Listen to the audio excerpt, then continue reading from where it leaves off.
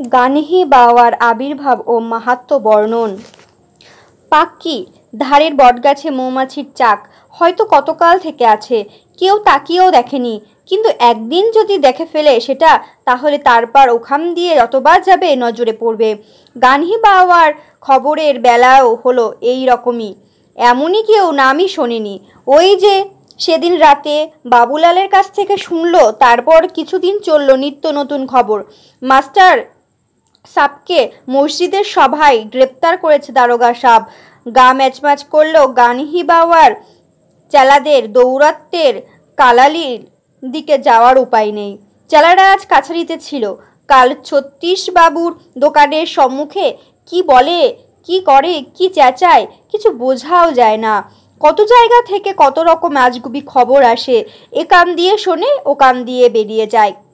ব্যাপারটা মনের মতো ভাবে জমলো একদিন হঠাৎ ভোরে। বউকা বাওয়ার সবে হাতের দাঁতনটা দিয়ে খোঁচা দিয়ে ঢোড়াইটার ঘুম ভাঙিয়েছে, এমন সময় শোনা গেল রবিয়ার গলা ফাটানো চিৎকার। কি বলছে ঠিক বোঝা যায় না। বাওয়া ঢোড়াই রবিয়ার বাড়ির দিকে দৌড়োয়। রবিয়া পাগলের মতো চিৎকার করতে করতে ছুটে আসছে গানহি বাওয়ার কুমড়োর ওপর। পাগল হয়ে গেল নাকি? ভাঙের সঙ্গে ধুতোরোর বিচিটিচি খেয়ে একদণ্ড দাঁড়িয়ে যে রবিয়ার ঠান্ডা হয়ে কথার জবাব দেবে তার সময় নেই ওর। রবিয়ার বাড়িতে ঢুকে দেখে যে তার উঠোন ভরে গিয়েছে পাড়ার লোকে। নিচু চালের ছাদতলা থেকে একটা বিলিতি কুমড়ো ঝুলছে, সকলে হুমড়ি খেয়ে পড়েছে সেখানটা। ঠিকই যা বলেছে তাই, বিলিতি কুমড়োর খোসায় গানহি বাওয়া মূঢ়ত আঁকা হয়ে গিয়েছে সবুজের মধ্যে সাদা রঙের। মুখের জায়গাটা মোচের মতনও দেখা যাচ্ছে। আর কোনো ভুল নেই। এখন কি করা যায়? এরকম করে তো গানহি বাওয়াকে হিমের রোদ্দুরে ফেলে রাখা যায় না, ঠাকুর দেবতার ব্যাপার। মহতো নায়েবেরা বউকা বাওয়ারিকে নালিশ মানে। ঢোড়াইয়ের ভারী আনন্দ হয় যে মহতো এইসব ব্যাপারে বাওয়ার চাইতে ছোট। কুমড়োটার বোটা কাটার অধিকার বাওয়ার পেল, বাবুলালও না, মাহাতোও না। বোটাটা কাটবার সময় উঠোন ভরা লোকের ভয়ে নিঃশ্বাস বন্ধ হয়ে আসে। বাবার হাত ঠক ঠক করে কাঁপে। ঢোড়াই ভাবে সেদিন বাবুলাল মিথ্যা বলেনি। গানহি বাওয়া বউকা বাওয়ার চাইতেও গুণী, না হলে কুমড়োতে আসে। থানে কুমড়োটার পুজো হয় পান সুপরি গুড় দিয়ে। সেদিন ঢোড়াইয়ের কি খাতির। বাওয়া পুজো নিয়ে ব্যস্ত, ঢোড়াইকে করতে হলো দৌড়াদৌড়ি পাড়ায় বাজারে। সেদিন এরকম একটা মস্ত সুযোগ পেয়ে বাওয়া সকলের সম্মুখে ঢোড়াইয়ের গলায় তুলসীর মালা পরিয়ে দিল। মালা গলায় দিলেই সে হয়ে যাবে ভকত, আর কেউ তাকে ঢোড়াই ততমা কিংবা ঢোড়াই দাস বলতে পারবে না। সে কেউ কেটা তখন তাকে বলতে হবে ঢোড়াই ভকত। বউকা বাওয়ার সমান বড় হয়ে গিয়েছে সে। গানহি বাওয়ার আবির্ভাবের দিনই তাকে আজ থেকে প্রত্যাহ স্নান করতে হবে, আর অন্য ছেলেদের মতো নয়। মাছ মছলি থেকে পরহেজ। গুরুতকে দেখে ঢোড়াইয়ের মায়া হয় সেদিন। বেচারার গলার কণ্ঠি নেই। তারপর সে গানহি বাওয়ার মূরত বালা কুমড়োটা মাথায় করে ঢোড়াই নিয়ে আসে মিল্টি ঠাকুর বাড়িতে। পরনে সে লাল কাপড়খানা। আগে আগে আসে ঢোড়াই, আর পেছনে সব তৎমারা, মহতো পর্যন্ত পিছনে। ঠাকুর বাড়িতে পৌঁছে তাদের সব উৎসাহ জল হয়ে যায়। মহন্তজি বলেন, কিরে ঢোড়াই, তোর যে আর দেখাই নেই। যে ঠাকুর বাড়িতে রামসীতার মূরত আছে সেখানে গানহি মহারাজের মূরত রাখা ঠিক নয়। তুলসীদাসদি তাই বলে গিয়েছেন চুথিয়া সরকার। তুলসীদাসজির নির্দেশ পর্যন্ত তৎমারা বুঝতে পেরেছিলেন, কিন্তু তার সঙ্গে চুথিয়া সরকারের কি সম্বন্ধ তা তারা ঠিক ধরতে পারেনি। মূরতটাকে নিয়ে মহাবিপদ। এখন কি করা যায় ওটাকে নিয়ে। এমনভাবে মূরতে দর্শন পাওয়া গিয়েছে, রামসীতার পাশে যদি না রাখতে পারা যায় তাহলে থানেই বা গোসাইয়ের পাশে কি করে রাখা যাবে। বাওয়ার ঘাড় নাড়ে, সে তো হতেই পারে না। তবে উপায়? এ কি পরীক্ষায় ফেললে রামজি? এত কৃপা করে আমাদের ঘরে এলে গানহি মহারাজ, আর আমরা তোমাকে রাখবার জায়গা দিতে পারছি না। থাকতো টাকা সাহেবদের মতো, বাবু ভাইদের মতো, রাজ দারভাঙ্গার মতো, দিতাম একটা ঠাকুরবাড়ি বানিয়ে গানহি বাওয়ার জন্য। ঠিকই বলে গিয়েছে তুলসীদাসজি, নহি দরিদ্র সমদুঃখ জগমাহি। বাওয়ার চোখের কোণ জলে ভরে ওঠে। সারা জীবন তার ভিক্ষে করে কেটেছে। জন্ম থেকে আজ পর্যন্ত কখনো দুবেলা ভাত খেয়েছে বলে মনে পড়ে না। একবেলা জলপান, একবেলা ভাত, তাও জুটলে। এই তো সব তৎমাই খায়। এ কেবল তার একার কথা নয়, তবুও নহি দরিদ্র সম দুঃখ জগমাহি এই অবস্থা।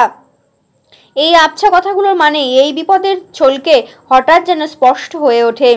কপিল রাজার ওই পাখন্ডী চামড়াওয়ালা জামাই গানহি বাওয়ার নামে সিন্নি দেওয়ার জন্য সে যে গুড় আটা আর কাঁচকলা পাকা পাঠিয়েছে তা অমনি পড়ে থাকে। এমন সময় রেবনগুনি হন্তদন্ত হয়ে ছুটে আসে। আজকাল বিকালের দিকে গানহি বাওয়ার চেলারা কালালিতে বড় জ্বালাতন করে, তাই সে দুপুরের দিকে কাজটা সেরে আসে। সেখান থেকে ফিরবার সময় হঠাৎ লোকমুখে গানহি বাওয়ার আবির্ভাবের কথা শুনেছে সে, তাই সে হাঁপাতে হাঁপাতে এসেছে। টৌপা কুলের মতো চোখ দুটি ঠিকরে বেরিয়ে আসছে। দৌড়বার মেহনাতে হতে পারে, আবার মদের জন্য হতে পারে। সে এসে ঝুঁকে পড়ে কুমড়োটার ওপর। অন্য কেউ হলে সকলে হা হা করে উঠত, তাকে আটকাতে যেত, কিন্তু কার ঘাড়ে কটা মাথা যে রেবনগুনির মুখের ওপর কিছু বলে। ঢোড়াইয়ের বুক দূর দূর করে ভয়ে, এই বুঝি মুরতটাকে একটা কিছু করে বসে, যা মেজাজ। তৎমা মেয়েরা রেবনগুনিকে দেখে মাথার কাপড় টেনে দেয়। ঠিকই তো, টোনে যা শুনছিলাম বিলকুল ঠিক ঠিক ঠিক ঠিক। গানহি বাবা ফুটে বেরোচ্ছে কুমড়োটার গায়ে, কেবল হাত পাটা ওঠেনি জগন্নাথজির মতো। রেবনগুনি কুমড়োটাকে ভক্তি ভরে প্রণাম করে, তারপর চিৎকার করে ওঠে, লোহা মেনেছি, লোহা মেনেছি। আর গানহি বাবার কাছে অবাক হয়ে যায় সকলে। রেবনগুনি লোহা মেনেছে? চাকের মৌমাছি নড়ে বর্ষার মতো একটা উত্তেজনা ঢেউ খেলে যায় দর্শকের মধ্যে। রেবনগুনি যায় লোহা মানে সে তো আর রামচন্দ্রজির সমান এত বড় না হোক, অন্তত গোসাই কিংবা ভানুমতির মতো জাগ্রত দেবতা তো বটেই। মৃদুগুঞ্জন উঠবার আগেই গুনি আবার বলে ওঠে, আজ থেকে কোনো হারামির বাচ্চা কালালিতে গিয়ে গানহি বাবার কথার খেলাপ করে। আজকে যা করে ফেলেছি তার তো আর চারা নেই। কাল থেকে গানহি বাবা পচই ছাড়া আর কিছুই খাবো না। সে কেঁদে ফেললো বুঝি এইবার। দেখে নিও মহতো, এইবার মহতো বর্তমান সমস্যার কথাটা তোলে। গুনি যেন আকাশের চাঁদ হাতে পায়। গানহি বাবার জয় হো বলে লাফিয়ে ওঠে, মাথার পাগড়িটা সামলে নেয়। বাবা ঢোড়াইকে বলে, যা তুই পৌঁছে দিয়ে আয় মুরতটা ওর বাড়িতে। সে ঠিক বিশ্বাস পাচ্ছে না গুনিটাকে। ঢোড়াই সেই কথাই ভাবছিল। বাবা ঠিক তার মনের কথা বুঝতে পারে। সে রাত্রে রেবনগুনির বাড়িতে ভজনের আসর বসেছিল। গ্রামের ইতিহাসে আর কখনো হয়নি। ঢোড়াই ভকত গানহি বাবার নাম দেওয়ায় বটহার গান গায়। গুনি তার সঙ্গে তান ধরে। সে রেবুনিগুনির সঙ্গে সমান হয়ে গিয়েছে গানহি বাবার দৌলতে। পরের দিন সকালে কুমড়োটাকে কাপড় থেকে গুনি চলে যায় মেলায়। অনেক দিনের মদের খরচ সে রোজগার করেছিল যাত্রীদের কাছে থেকে ওই মুরতটা দেখিয়ে। একটা করে পয়সা দিলে কাপড়ে ঢাকা তুলে কুমড়োটাকে দেখাতো। জোটাহা উদ্ধার। তাতমাটুলির পঞ্চায়েতে শশাব্যস্ত হয়ে যায় যে আলবাত উঁচু দরের সন্ন্যাসী গানহি বাবা মুসলমানকেও পিঁয়াজ গোস্ত ছাড়িয়েছে।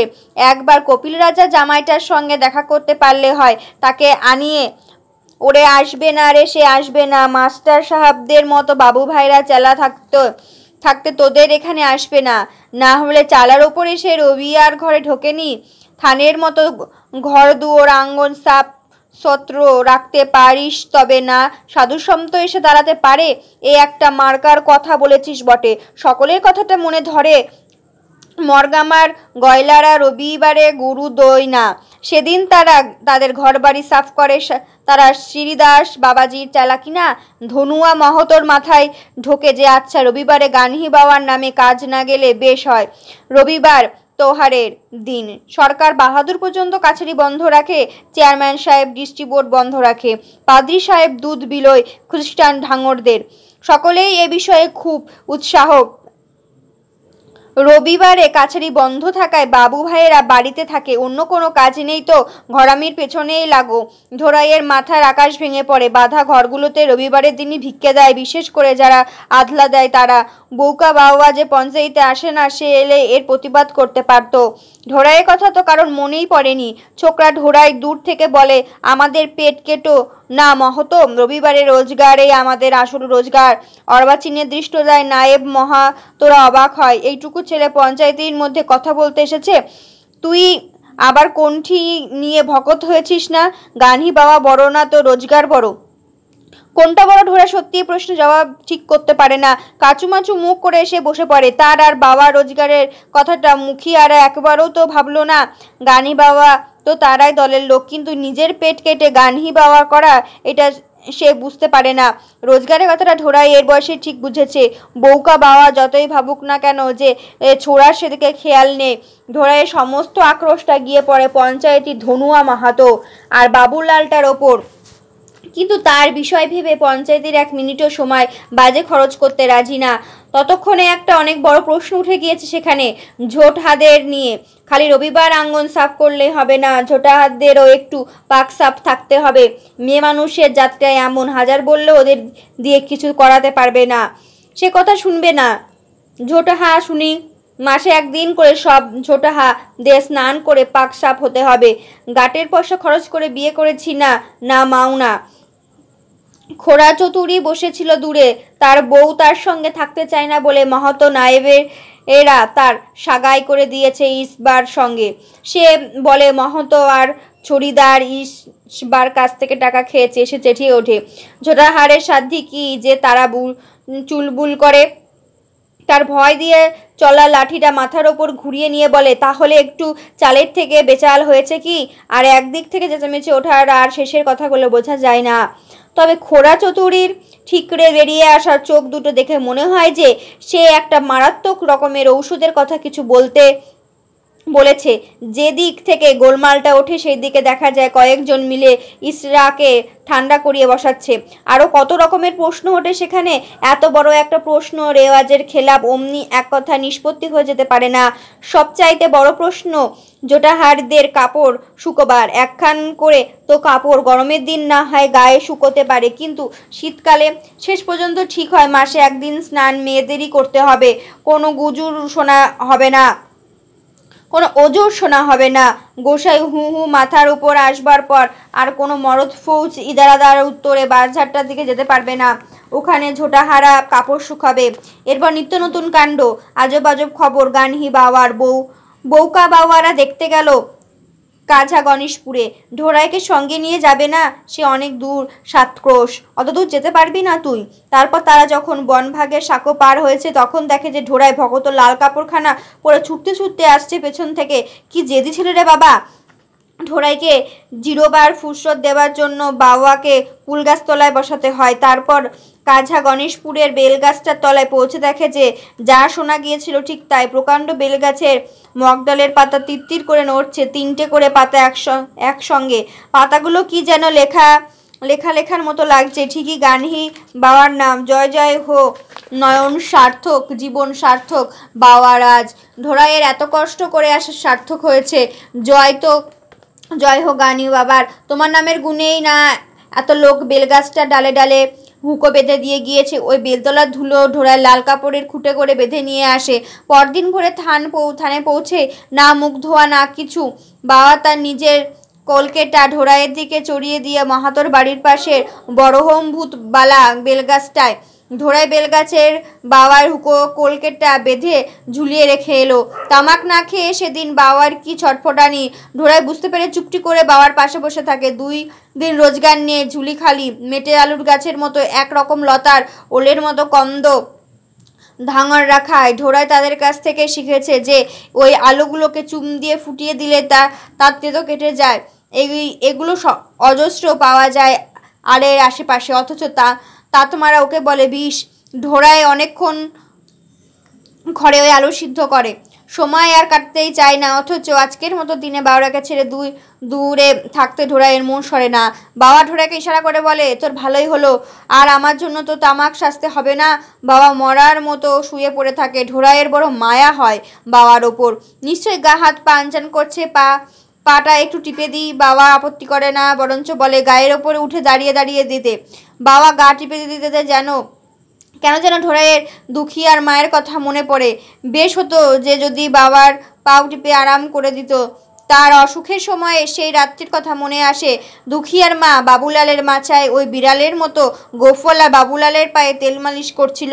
শালা নবাব পরনাম বাবা মাহাতো যে হঠাৎ রাতে যে ছড়িদারকেও সঙ্গে দেখছি। এই সঙ্গ তো করতে এলাম, খুব ছেলের সেবা খাচ্ছ। ঢোড়া লজ্জিত হয়ে যায় বাবার চাইতেও বেশি। বাবার গায়ের ওপরে পা দিতে বাইরের লোকে দেখে ফেলেছে বলে চেলাতে দেবে গুরুর পা। কালই হয়তো মাহাতো এই নিয়ে 10 কথা বলবে লোকের কাছে। বাবা লজ্জিত হয়ে উঠে বসে। ছড়িদার আর মাহাতো বিনা মতলবে থানায় আসার লোক নয়। ধরে লজ্জা কাটানোর জন্য বলে, আজ তামাক না খেয়ে বাবার শরীরটা অস্থির করছে। মাহাতো রসিকতা করে বলে, আর তোর? আমি পেলে একটা মারতাম, না পেলে পরোয়া নেই। মাহাতো দুঃখ করে বলে, আমারই হয়েছে বিপদ। তামাক বিড়ি না খেলে 1 ঘন্টাও চলে না বুঝি? বুঝি অতি খারাপ জিনিস তামাক। তার উপর আজকাল আবার শুনেছি অনেক জায়গায় গুরুর রোয়া পাওয়া যাচ্ছে তামাকে। বলেই সে বার কয়েক কেশে থুতু ফেলে, যেন তার গলায় একটা রোয়া তখনও লেগে রয়েছে। ছড়িদার বলে, বুঝি তো সব। রামজির দেওয়া শরীর তামাকের পাতা দিয়ে তৈরি কোনো রকম জিনিস নিতে চায় না। খৈনি খাও, থুতু সঙ্গে ফেলে দিতে হবে। নসি নাও, নাক ঝেড়ে ফেলতে হবে। জর্দা খাও, পানের পিস ফেলতে হবে। তামাক সিগারেট খাও, ধোয়ার সঙ্গে উড়িয়ে দিতে হবে। এ হারামজাদার নেশা কিন্তু ছাড়তে পারবো না। বাবা, তোমারও আগে 7 দিন কাটুক, তারপর বুঝবো। স্বরাজ এত সোজা না বলে মাহাতো তামাকের প্রসঙ্গ চাপা দিয়ে দেয়। তারপর মাহাতো আসল কাজের কথাটা পারে। তাদের ইচ্ছা ভকত হবার। মাহাতো ভকত হওয়ার সুবিধা অসুবিধা বেশ ভালো করে খতিয়ে দেখেছে। প্রথম অসুবিধা, মাছ মাংস খেতে পাবে না। মাংস তো এক ভেড়া বলি দিন খায়। মাছ 9 মাসে 6 মাসে মরণ ধারে জল এলে হয়তো 1-8 বার জুটে যায়। কাজেই ওটা বড় কথা নয়। প্রত্যহ স্নান করা এটা একটু গোলমেলে ব্যাপার বটে, কিন্তু এ কষ্টটুকু সে স্বীকার করতে রাজি আছে। একমাত্র সত্যিকারের অসুবিধা যে সে ভকত ছাড়া আর কারো বাড়ির ভোজে কাজে খেতে পারবে না। কিন্তু এর বদলে সে পাবে অনেক কিছু। লোকের চোখে সে বড় হয়ে যাবে। এমনি মাহাতো ছড়িদার নায়েবের সম্বন্ধে লোকে কিছুদিন থেকে অল্প অল্প স্পষ্ট কথা বলতে আরম্ভ করেছে। এ জিনিস আগে ছিল না। ওই তো সেদিন খোড়া চৌধুরী পঞ্চায়েতের মধ্যে চেঁচিয়ে কী সব বলে দিল। খারাপ হওয়ার দিন আসছে। মাহাতো নিজের জায়গা আরও একটু মজবুত করতে চায়। বছরে একদিন মাছ খাওয়া ছেড়ে যদি লোকের মুখে বন্ধ করা যায়, তাহলে মাহাতোগিরি থেকে বেশ 2 পয়সা রোজগার করে নেওয়া যেতে পারে। তাহলে তার সমাজে পসার প্রতিপত্তি অনেক বাড়বে। চাই কি সে তার আগের মাহাতো নুনুলালের সমান হয়ে যেতে পারে খ্যাতিতে। তাই তারা এসেছে বাবার সঙ্গে সলা পরামর্শ করতে। ঢোড়াইয়ের কথাটা একটু ভালো লাগে না। এ যেন তাদের ঘরের জিনিসে বাইরের লোক হাত দিচ্ছে। রবিবারে রোজগার বন্ধ করবার সময় বাবার সলা দরকার ছিল না, আর এখন নিজের গরজ পড়েছে, আর দরকার হয়েছে বাবার সলার। বাবা যদি না বলে দেয় তো বেশ হয়।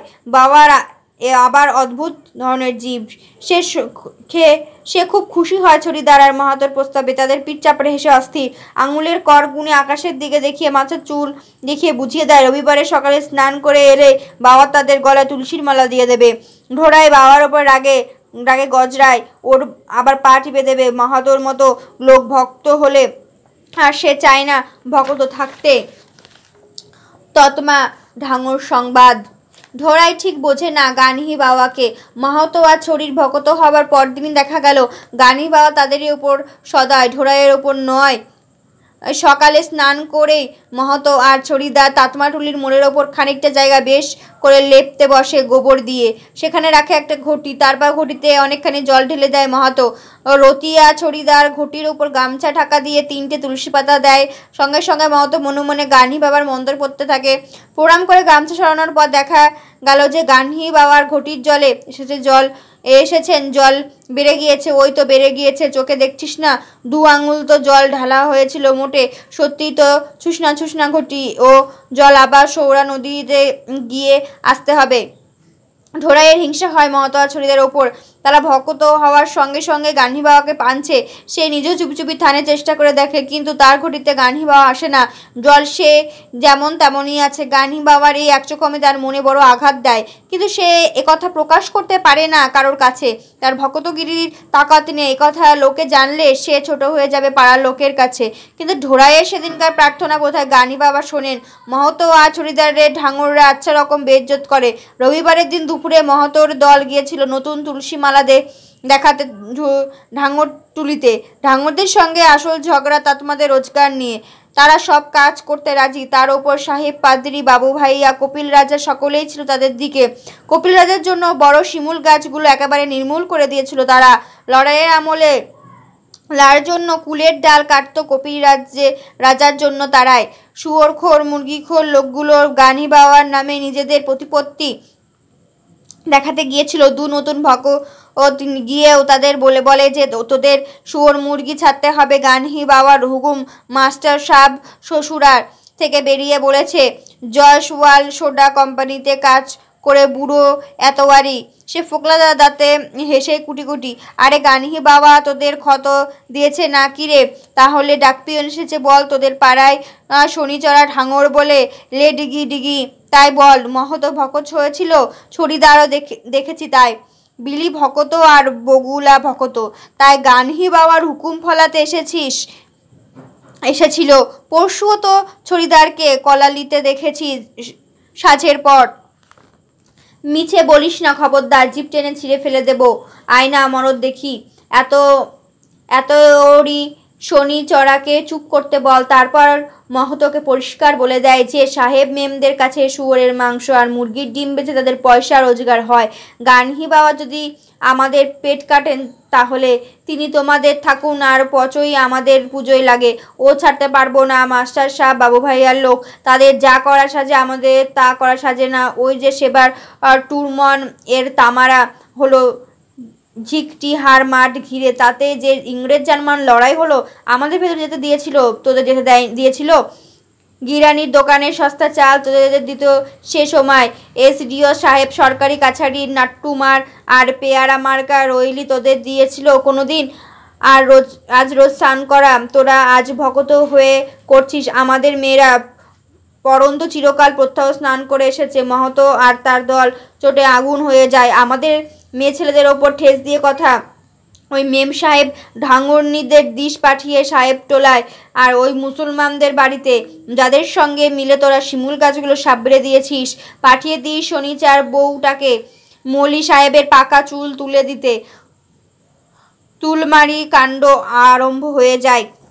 কারো কথা বোঝা যায় না। হট্টগোলের মধ্যে তৎমাদের সজীব গালির তোরে ঢাঙররা থই পায় না। শেষকালে একরকম দিশেহারা হয়েই তারা তাতমাদের তারা করে। চিরকালের অভ্যাস মতো আজও তাতমারা পালায় সোজা পাক্কির দিকে। লাঠি ফেলে টিকি উড়িয়ে পাক্কির হোঁচট খেয়ে পালা। তারপর রাস্তা পার হয়ে তারা পাক্কি তাতমাটুলির দিকে গাছের সারির নিচে রাস্তার মাটি কাটার গর্তের মধ্যে দাঁড়ায়। এখানে আবার নতুন মোর্চাবন্দি করে তারা গালাগালি লড়াই আরম্ভ করে। ঢাঙরা আস্তে আস্তে ফিরে যায়। তাদের চিরকালের নিয়ম, তারা পাক্কি পার হয়ে গিয়ে কখনো তাতমাদের সঙ্গে মারপিট করে না, কেবল চিৎকার করে বলে যায় হাবিলি পরগনায় পৌঁছে গিয়েছিল সঙ্গে করে সিনুর লাগা সিনুর দুই ভকতে, বিল্লি ভকত আর বগুলা ভকত। দুজনের গলার হাত দুটো দেখাতে ভুলিস না ঝোটা হাদের। তারপর ঢাঙররা ফিরবার সময় নিজেদের মধ্যে বলাবলি করে, শালাদের রক্তের ঠিক আছে। সন্ধ্যার সময় দেখিস না কত বাবু ভাইয়ারা তাতমাটুলিতে আনাচে কানাচে ঘোরাঘুরি করে। সাহস আসবে কোথা থেকে? সব রক্ত পানি হয়ে যাচ্ছে। হতো আমাদের টোলা দিতাম বাবুদের মজা টের পাইয়ে। বাবু ভাইয়ারা মিহি চালের ভাত খায়, গরু দেখলে ভয় পায়। শনিচড়া বলে, বিয়ের আগে আমিও তো কত বাবু ভাইয়ার বাড়ি ভাত খেয়েছি। এত সাদা চাল, একদম মিঠা না। সেও ভয়ের কম, ও চালে পেটেই ভরে না। তারপর এক লোটা জল খায়, আধ ঘন্টার মধ্যে সব ফুসফাস বলে সে একটি তুড়ি দেয়। এই একমাত্র শুকরা ঢাঙর এই অনধিকার চর্চার প্রতিবাদ করে। জানিস, মিহি চাল খেলে বুদ্ধি খোলে। ওই মিহি চালের জোরেই বাবু ভাইয়ারা গেলে হাকিম বসতে কড়শি দেয়, তোকে আমাকে দেয়। এইসব টোলার ডাকপিয়ন আসে চিঠি নিয়ে, যা রয় সয় তাই বলিস। তাতমা খেদানোর উল্লাসের মধ্যে শুকরা কি সব বাবু ভাইয়ারের কথা এনে সমস্ত জিনিসটাকে তেতো করে তুলেছে। বুড়ো এতোয়ারি লাল চাল খেলেও বেশ বুদ্ধিমান, সে কথার মোড় ঘুরিয়ে দেয়। সে বলে, চল সিঙ্গাবাদ থেকে শনিচড়া নতুন মাদল এনেছে। মুচিয়ার মাদল কোথায় লাগে এর কাছে। চল শিগগির খেয়ে দিয়ে বাঞ্চা গাছের তলায় খুঁটে ধরিয়ে আনতে ভুলিস না শনিচড়া, শিগগির। বিরলিকে হাঁটিয়ে দৌড়ে নৌকা নিয়া ঠস ঠস করে বলে বুনিয়া জল দিরে জলদি। সামুয়রের ভৎসনা ঢোড়ায় বড় হয়ে উঠেছে, আর সে তাতমাটুলির অলিতে গলিতে কৈনোল খেলার ঘুচ্চি কাটে না, বাঁশের চোঙের মধ্যে দরদমাদার ফল দিয়ে বন্দুক ফোটায় না, মোরব্বার পাতা দিয়ে ঘর ছাইবার খেলা খেলে না। ও সব বাচ্চারা করুক। সে এখন মোহরমের সময় ফুদি সিংহের দলে মাতুম যায় দুল ঘোড়ায় মেলায়। হিন্দু মুসলমান ভাইয়া জোর হুড়ে পিরিতি আরে ভাই, হায় রে হায়। বর্ষা শেষ হলেও যেমন মরণাধারে জল থেকে যায়, গানহি বাওয়ার হাওয়া পড়ে আসবার পরও সেই সময়ে রেশ রেখে যায় এই মাতুম গানে। মরগামা তাতমাদের যুগীরা নাচের দলে তাকে নিয়ে টানাটানি, গড়মাগার ওরা মুঙ্গেরিয়া তাতমা, তারা তাতমা টুলি তাতমারা, কনৌজিয়া তাতমা, মুঙ্গেরিয়া তাতমারা যাতে ছোট বলে তাদের সঙ্গে এত মাখামাখি। তাতামাটুলির লোকেরা পছন্দ করে না, কিন্তু ও ছোড়া কি কারোর কথা শুনবে? ঢাঙ্গরটুলির কর্মাধর্মায় নাচের মধ্যে পর্যন্ত গিয়ে বসে আছে। ঢাঙ্গরটুলিতে যাওয়াই ছাড়লো না, অন্য জায়গায় যাওয়া ছাড়লো কি না ছাড়লো তাতে কি আসে যায়। বাবা মনে মনে এক বিষয়ে খুশি যে ঢাঙ্গরটুলি থেকে আম লিচু নানারকম ফল ঢোড়াই নিয়ে আসে, এমন জিনিস যা তাতমারা কোনোদিন দেখেনি।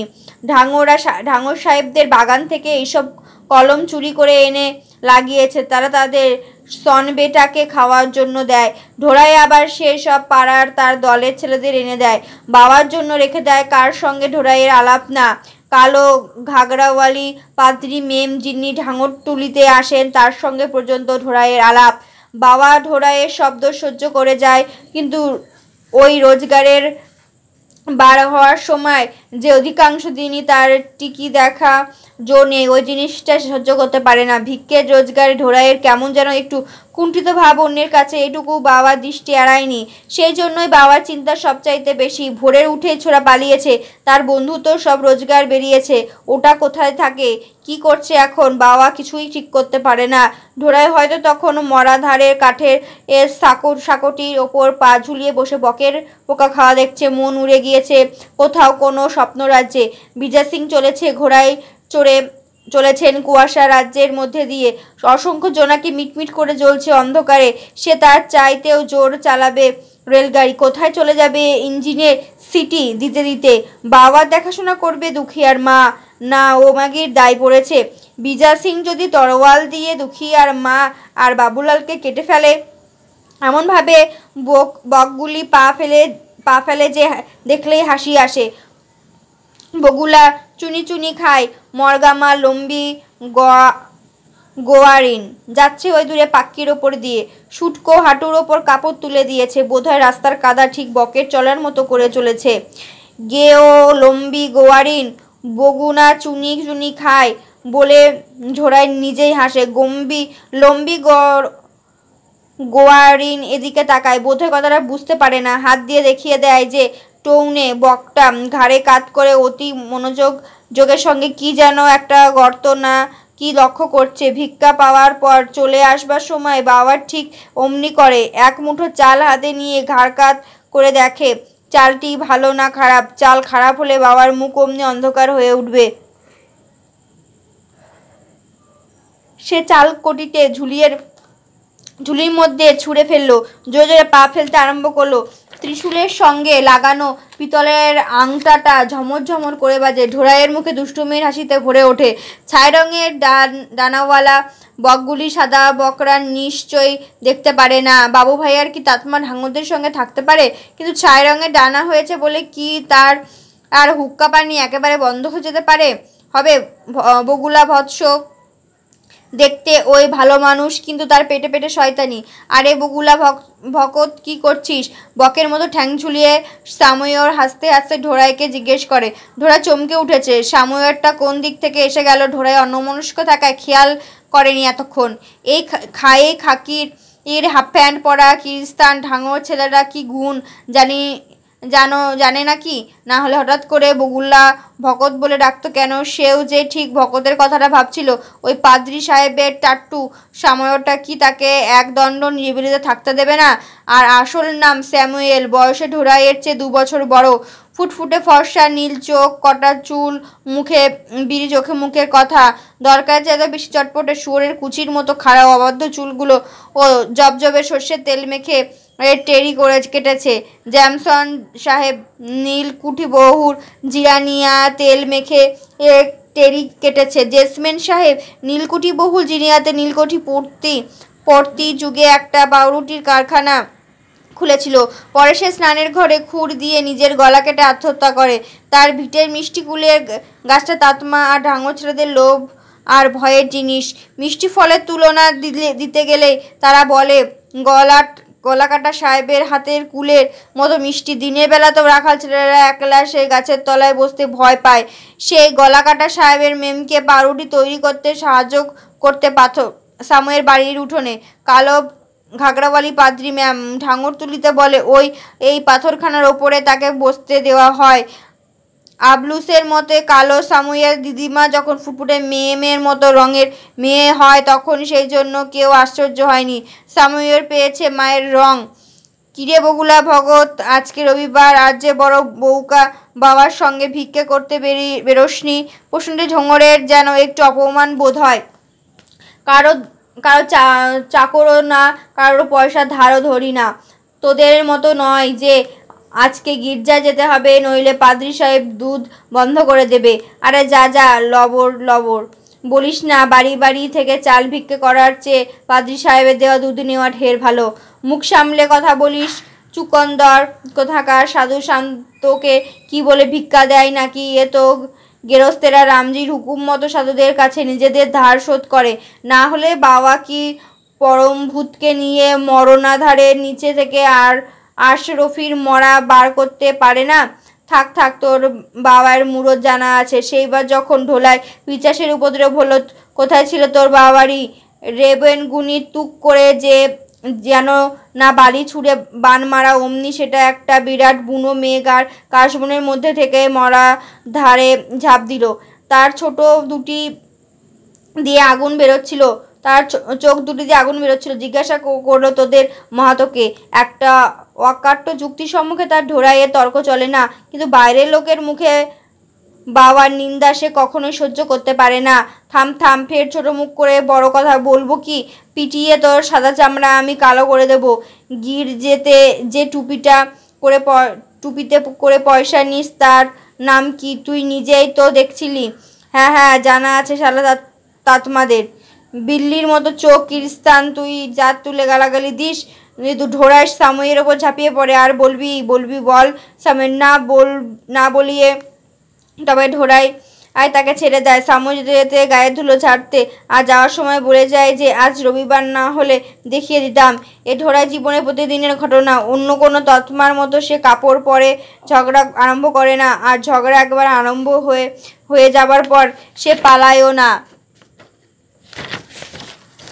পঞ্চায়েতের কাণ্ড। দুখিয়ার মায়ের খেদ। অনেকে দুখিয়ার মা না বলে বাবুলাল কা আদমি। কথায় খুবই ভালো লাগে দুখিয়ার মায়ের, বিশেষ করে যখন আপিসের উর্দি পাগড়ি পরা বাবুলালের চেহারা তার মনে আসে। এমন মানায় যে এ পোশাকে বাবুলালকে বুধনিভাবে পাড়ার সকল হিংসায় ফেটে পড়ছে। দুখিয়ার মাকে রোজগার করতে হয় না বলে সত্যিই পাড়ার মেয়েরা তার হিংসা করে। এত লোকের বিশেষ নজর এড়িয়ে দুখিয়া বাঁচলে হয়, বড় হলে সেও একবার উর্দি পাগড়ি পরে বাবার জায়গায় কাজ করবে। ও কাজ কি? সোজা ইজ্জত।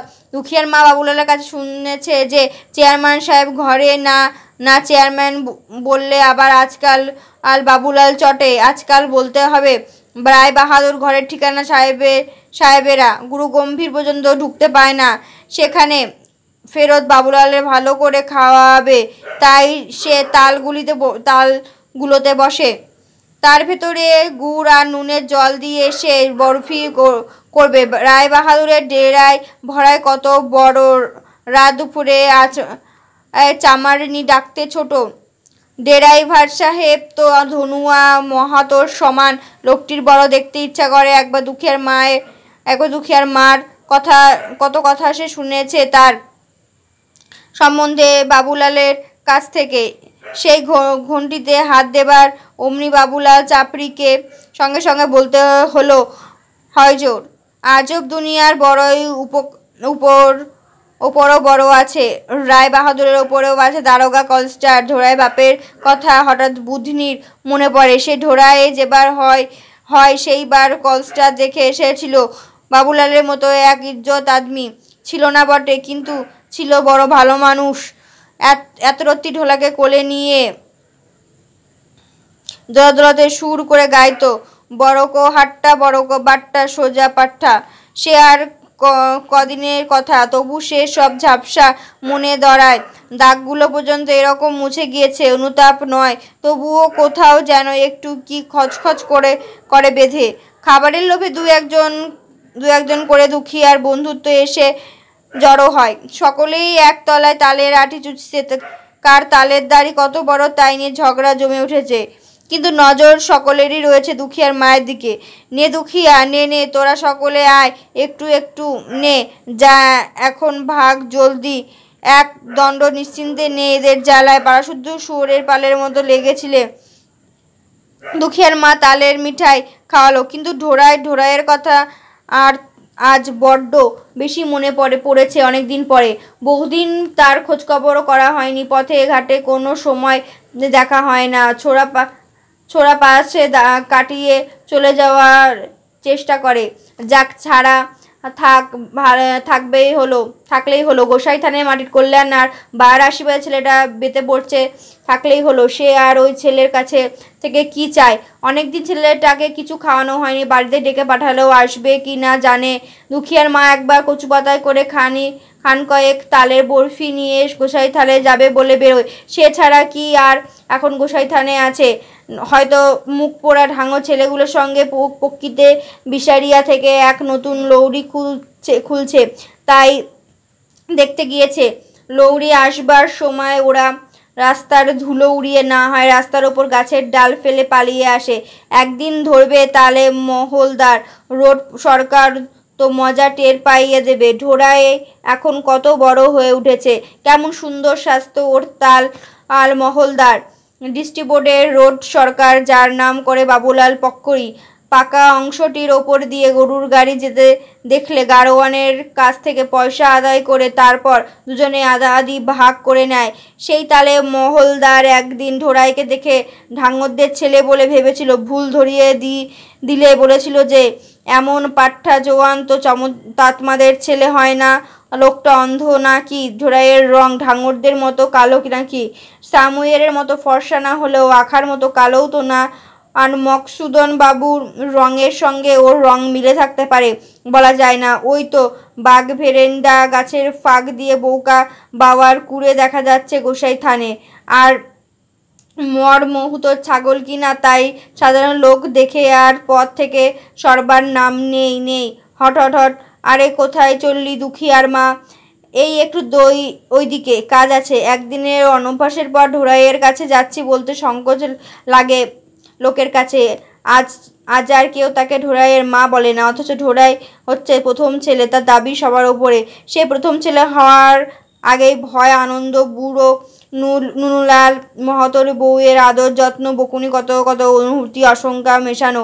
ঢোড়াইয়ের পৃথিবীতে আসার সঙ্গে সব সেই পুরনো অস্পষ্ট স্মৃতিশক্তির হালকা ছোঁয়াচো লাগছে মনে। না, ওই তো দেখা যাচ্ছে ঢোড়াইকে বাবার লোটা মারছে। আর ভাগ্যি ভালো, বাবার আজ তাকে দুপুরে বেরোতে দেখেনি। কিন্তু এ ভিক্ষে করে আর কতকাল চলবে? এই বাবার দর্শন করতে এলাম বলে দুখিয়ার মা গোসাই থানের মাটির পরিষ্কার করে রাখে, তার কাজের আর শেষ নেই। একবার যখন ধরা পড়েছে, এখন গাছতলা ঝাঁট দেওয়ার আগে আর বাবার হাত থেকে নিস্তার নেই। তারপর আবার কোনো বাবার মনে পড়বে কি ঠিক নেই। দুখিয়ার মাটা আবার এই সময়ে কোথা থেকে এসে জমিয়ে বসলো, কি গল্পই করতে পারে এই মেয়ের জাতটা। ধনুয়া মাহাতোর একদিনের কথা ঢোড়াইয়ের বেশ মনে আছে। ধনুয়া তার স্ত্রীকে বলেছিল, কাজের মধ্যে তো ঘাস ছেঁড়া আর উনুনের পাশে বসে লবর বকা চাবুকের ওপর রাখতে পারলে তবে তোমাদের জাতের চাল বেগড়োয় না। মাহাতো গিন্নি গিয়েছিল মাহাতোর দিকে এগিয়ে, রামজি মোচটা দিয়েছে বলে যা ইচ্ছে তাই বলে যাবে নাকি? মরদ চাবুক দেখাতে এসেছে, এসো না দেখি। ধনুয়া মাহাতোর সেই দিনের কথা ঢোড়াইয়ের খুব মনে ধরেছিল। মেজাজটা এরকমই, কী রকম তা সে ঠিকই বুঝতে পারে না, তবে খারাপ নিশ্চয়। আর বাবুলালের পরিবারের ওপর সব তাতমারায় বিরক্ত। দুখিয়ার মায়ের নাকি দেমাকে মাটিতে পা পড়ে না। চাপরাশির বউ বলে সে ঘাস বিক্রি করে না, কোনো রোজগার করে না। পারতপক্ষে বাবুলাল তাকে বাড়ি থেকে বেরোতে দেয় না। বাবু ভাইদের বাড়ির মেয়েদের মতো সে তার নিজের স্ত্রীকে রাখতে চায়। যখন তখন দুখিয়ার মাকে চোটে মারতে যায়, তো তৎমানি থাকাই ভালো। তোর আবার চাপরাশির স্ত্রী হওয়ার শখ কেন? মাথা কাটা যায় নাকি তোর দুঃখী আর মার বেহায়াপনায়? ঢোড়ায় গাছতলায় ঝাড় দেওয়া আরম্ভ করে। রোজ ঝাড় দেওয়া হয়, তবু এত ময়লা কোত্থেকে আসে সে ভেবে পায় না। পাড়া যত ছাগলের আড্ডা বর্ষাকালে এই গাছতলায়। চেয়ারম্যান সাহেবের ডেরায় ভাড়ের সামনে বাবুলাল চাপরাশি চুপচাপ চোরের মতো থাকে। আর বাবুলালের স্ত্রী গোসাই থানে প্রণাম করতে সেও চুপ করে থাকতে পারে না। গোসাইয়ের ওপর থেকে সব দেখছেন। হঠাৎ দুখিয়ার মার গলা কানে আসে, আপনারা সাধু সন্ন্যাসী মানুষ, আপনারা ভিক্ষে করেন, সে এক কথা, কিন্তু সঙ্গে সঙ্গে ছেলেটাও কি সারা জীবন ভিক্ষে করে জীবন কাটাবে? ওই ছেলে কি কোনো দিন আপনার চেলা হতে পারবে? কিরিস্তান ঢাঙ্গরদের সঙ্গে আলাপ, না আছে কথার ঢং, না আছে মনের ঠিকানা। উনি আবার হবেন সাধু বাবা? অন্য ঘরের ছেলে হলে এতদিন একটি রোজগারের ধান্দা দেখে নিত। বয়স তো কম হলো না, ওর বয়সী ঘোতায় গোদর তো ঘরমির কাজে বেরোনো আরম্ভ করেছে। আপনি বাবার মাথাটা খেলেন। ঢোঙরের কান খাড়া হয়ে উঠেছে। বাবার মুখের ওপর এত বড় কথা? বলেন তো চাপরাশি সাহেবকে বলে ঢোঙরকে ডিস্ট্রিবোর্ডের পাংখা টানার কাজে বহাল করে দিতে পারি। বছরে 4 মাস কাজ, 8 টাকা করে পাবে। তার মধ্যে থেকে 2 টাকা করে বহালির জন্য চাপরাশি সাহেবের দিতে হবে। বাকি টাকা তোমার হাতে এনে দেবে। বছরের মধ্যে বাকি 8 মাস কেরানিবাবুর বাড়ি কাজ করবে, তার ছেলে মেয়ে রাখবে। ওজোর না থাকে তো বাবা বলুন। কত লোক এ নিয়ে চাপরাশি সাহেবের কাছে ঘোরাঘুরি করেছে। ঢোড়াই লক্ষ্য করে যে বাবার চোখ মুখে রাগে লাল হয়ে উঠেছে। ঢোড়াই আর বাবার চোখাচোখি হয়ে যায়। দুজনের স্বস্তির নিঃশ্বাস পড়ে। প্রস্তাবটি কারোর মনোপুত নয়। বাবা ভাই ঢোড়াই করতে যাবে চাকরি। পরের ছেলেকে আপন করে নিলাম কিসের জন্য? ওর জন্য এত কষ্ট সইলাম কেন? আর ঢোঙর ভাবে শেষকালে বাবুলালের খোসামত করে দিন কাটাতে হবে। তার দয়ায় রোজগার, এও রামজি কপালে লিখেছিলেন। বাবার সেবা করে বেশ তো তার দিন কেটে যাচ্ছে। দুখিয়ার মাটা বুকের ওপর মুখের দানা রগড়াচ্ছে। এর জন্যই সকলেই তাকে ভিক্ষের কথা নিয়ে খোঁচা দেয়। বাবুলালের পরিবারও এই কথা নিয়ে দুর্ভাবনায় শেষ নেই। অন্তরের থেকে সকলেই তাদের ভিখারি ছাড়া আর অন্য কিছু মনে করে না। বাবা ভাবে দরদ, এতদিনে মায়ের দরদ উছলে উঠল। সে আংটা লাগানো ত্রিশূলটা দুখিয়ার মায়ের সম্মুখে মাটিতে 3 বার ঠেকে, তারপর 3 বার মাথা নাড়ে। না না না। অপমানে দুখিয়ার মায়ের চোখে জল এসে যায়। সে কচুপাতায় মোড়া বরফি ফেলে উঠে পড়ে। তার জন্য এত ভেবে মরি? কার জন্য তা ভেবে মরি? কার জন্য তালের বরফিগুলো এনেছিল সে কথা আর বলা হলো না। সে চলে গেলে বাবা একটু অপ্রস্তুত হয়ে ঢোঙরের দিকে তাকায়। ঢোড়াই হঠাৎ কচুপাতার ঠোঙাটি তুলে নিয়ে দূরে ঝোপের দিকে ছুঁড়ে ফেলে দেয়। ঝোপের নিচে ভাদ্রের ভরা নালায় একটা ব্যাঙ লাফিয়ে পড়ে। ভিক দিতে এসেছিল। ভিক? তোর দেওয়া ভিক খেয়ে যে খায় তার বাপের ঠিক নেই। ডিস্ট্রিবোর্ডের পয়সা দেখাতে এসেছেন? অমন খাবারেই আমি। তারপর ঢোড়াই আর বাবা চুপ করে মুখোমুখি হয়ে বসে থাকে। একই বেদনায় দুটো মন মিলে এক হয়ে যায়। ঢোড়াইয়ের যুদ্ধ ঘোষণা। পরের দিন ভোরে উঠে ঢোড়াই যায় ঢাঙ্গরটুলিতে শনিচড়ার কাছে। এত ভোরে তাকে দেখে শনিচড়া অবাক হয়ে যায়। কিরে, এসব ভালো তো? ভালো আবার মন্দ। আমি পাক্কি মেরামতির দলে কাজ করতে চাই, আমাকে ভর্তি করে দেবে। শনিচড়া প্রথমে বিশ্বাস করতে চায় না, তারপর হো করে হেসে ওঠে। এতদিনে তাহলে তোমাদের বুদ্ধি খুলেছে। গয়লার 60 বছরে আর তৎকার 70 বছরে বুদ্ধি খোলে। আরে এতবারই শুক্রা আকালু বিরসা বড়কা বুদ্ধ। শোন শুনে যা, খুশখবরি, মজার খবর। ময়নার বাচ্চার চোখ ফুটেছে। সকলে এসে জড়ো হয়। হাসি মশকরা মধ্যে মেয়েরাও এসে যোগ দেয়। এতদিনে তৎমারা বেলদার হয়ে গেল। আরে বাবা, করবি তো মজুরি, যেখানে পয়সা পাবি সেখানে কাজ করবি, তার মধ্যে আবার বাছবিচার। শুক্রা বাধা দিয়ে বলে, তাই বলে নিজের মান ইজ্জত নেই? পয়সা পেলেই ম্যাথরডোমের কাজও করতে হবে নাকি? এতবারই শুক্রাকে ঠান্ডা করে। কোথায় ম্যাথরের কাজ, কোথায় মাটি কাটার কাজ? কালে কালে কিন্তু সকলের ফুটানি ভাঙবে।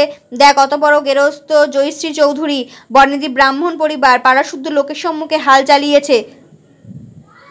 জাতের মাথা দাঁড় ভাঙা আজ পর্যন্ত এর বিরুদ্ধে টু শব্দ করেনি।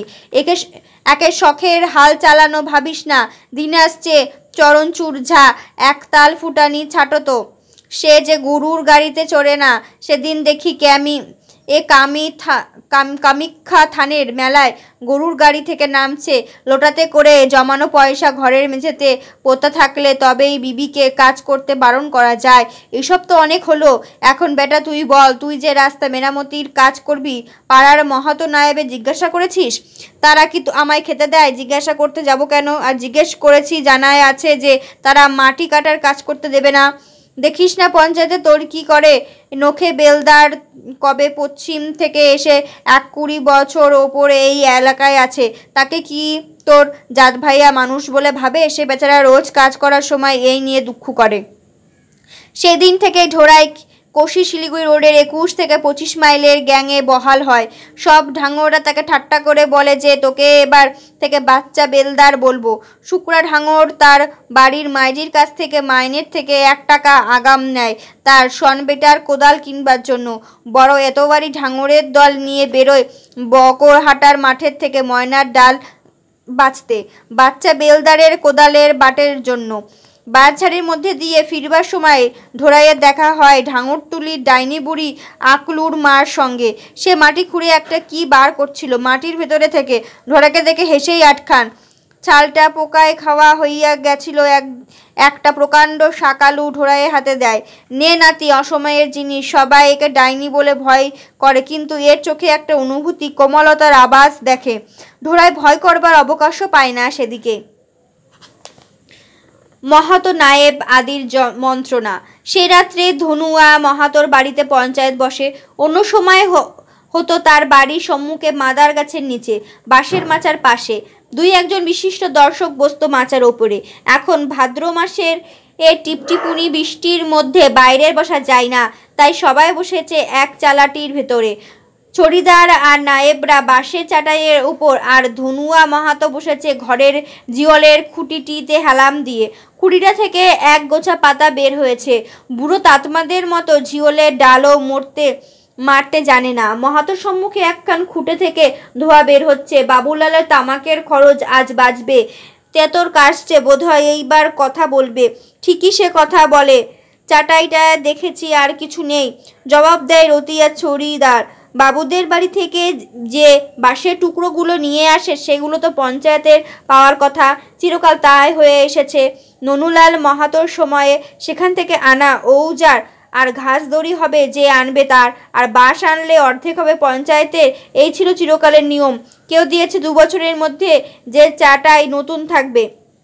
সকলেই দোষী, কেউ আর কথাটা বাড়াতে চায় না। লাল্লু বাইরের অন্ধকারের দিকে তাকিয়ে আরম্ভ করে, কেবল টিপটিপুনি বৃষ্টি এবছর, আরে হবি তো জোরে হয়। এ জলে আর কে চালের খাপড়া বদলাবে? অথচ ব্যাঙের ডাকের কামাই নেই। বাসুরা বলে হয় একদিন ত্রিশুর সালের মতো জল। এক বৃষ্টিতে সেবার মরণাধারের কাঠের পুল ডুবে গিয়েছিল। বাবু ভাইয়েরা সে কি দৌড়াদৌড়ি তাতমা তুলিতে সেদিন অমন আর কখনো দেখিনি।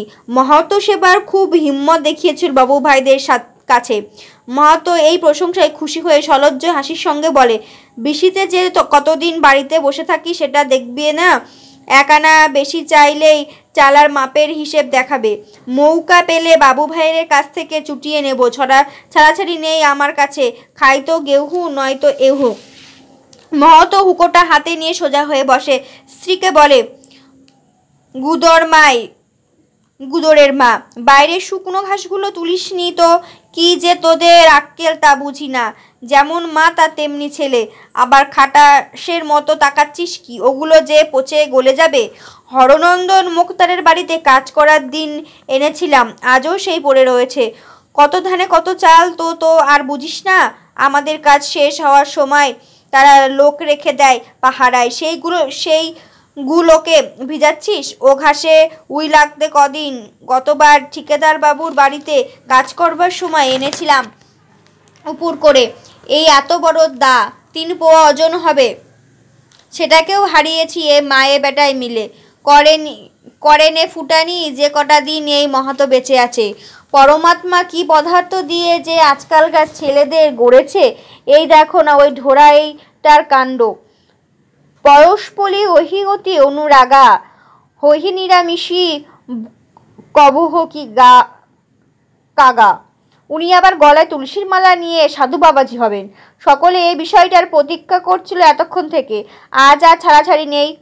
বাবার ছেলে হয়েছে তো মাথা কিনেছে।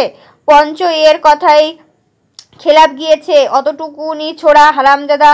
আজকের পঞ্চায়েতি থেকে মাহাতো নায়েব ছড়িদারি কারোর 1 পয়সা রোজগার নেয় কেবল জাতের ভালোর জন্য আর দেশের মঙ্গলের জন্য। আজকের পঞ্চায়েতের বৈঠক করা হচ্ছে। ঢোড়াইকে ডাকা হয়েছিল পঞ্চায়েতিতে, ঢোড়াই আসেনি এখনো। তাতমাটুলির পঞ্চায়েতি নৃত্য লেগেই আছে। এর বউ ওকে দেওয়া কোন পক্ষের কোন ছেলে মরার ওপর ঝাঁপিয়ে পড়ে মুখাগ্নি করে নিয়েছে মৃতের বাড়ির বেড়া আর বাঁশগুলো পাবে বলে। কে জোর করে স্বামীর সাক্ষাতে তার স্ত্রী কপালে সিঁদুর লাগিয়ে তাকে স্ত্রী বলে দাবি করেছে। আরও কত রকমের দৈনন্দিন জীবনের খুচরো মামলা। কিন্তু এতটা বয়স হলো, পঞ্চরা কখনো দেখেনি যে জাতের পঞ্চায়েতিতে কাউকে ডেকে পাঠিয়েছে আর আসেনি। কথায় বলে পঞ্চ যদি সাপকে ডাকে তো সাপ আসবে, বাঘকে ডাকে বাঘ আসবে, মানুষ তো কোন ছাড়। এত বুকের পাটা ওই একরত্তি ছেলে, এই অপমান পঞ্চদের পক্ষে অসহ্য। সব আসামি তাতমাটুলির পঞ্চায়েতিতে আসতে ভয় পায়। শাস্তির প্রথম দফা পঞ্চায়েতের বৈঠকের মধ্যে হয়ে যায়। মোটামুটি ফয়সালা হওয়ার সঙ্গে সঙ্গে আসামির ওপর ওর চর চাপড় পড়তে আরম্ভ করে। এগুলো ছিল আসল শাস্তির ফাও। এই উপরি পাওনার পর অন্তিম রায় বেরোয়। জরিমানা, গাধার পিঠে চড়ানো, ভোজ, খাল্লা নয় ভাতকা ভোজ, আরও কত কি। ছোটবেলা থেকে ঢোড়াই এইসব কত দেখেছে। পুরনো তৎমাদের সেবার অর্ধেক গোঁফ কামিয়ে একটা বড় রামছাগলের পিঠে বসানো হয়। ঢোড়াইয়ের বেশ মনে আছে, সে গুদর আরও সব ছেলেরা কালকাসুন্দি আর ভাট গাছের ছড়ি দিয়ে সার দিয়ে দাঁড়িয়েছিল। 1, 2, 3 সকলে রামছাগলের ওপরে ছড়ি চালাচ্ছে সপাসপ। বাবুলাল বলল, থাম তোরা একটু। চেয়ারম্যান সাহেবের হাওয়া গাড়ির পেট্রোল সে একটা শিশিতে ভরে রাখে ব্যথার মালিশ করার জন্য। সেই শিশি থেকে একটু পেট্রোল দেয় রামছাগলের পিঠের কাছে। ব্যাবা করে ত্রাহি চিৎকার করছে রামছাগল। সেটা অনবরত ঘুরপাক খাওয়ার চেষ্টা করে। এমন অদ্ভুত কাণ্ড। রামছাগলটা শেষকাল ছটপট করতে করতে শুয়ে পড়ে। সকলে মিলে জোর করে পুরন তৎমাকে সেটার উপরে চেপে ধরে রাখবে। নে পুরোনা শখ মিটিয়ে শুকে নে কেওয়ার গন্ধ। সে কথা ঢোড়ায় কোনোদিন ভুলতে পারবে না। মাহাতো নায়েব ছড়িদার সকলেই হাত নিষ্পিস করছে। ঢোড়াইটাকে একবার হাতের কাছে পেলে হয়।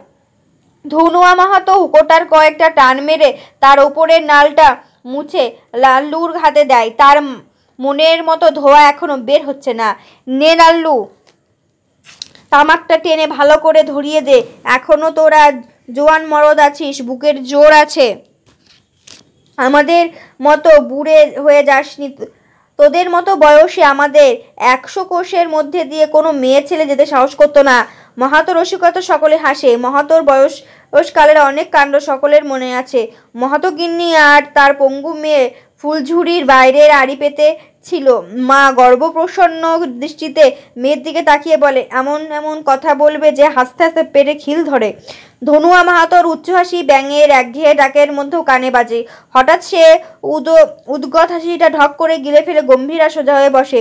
মাহাতোর পদের একটা মর্যাদা আছে তো।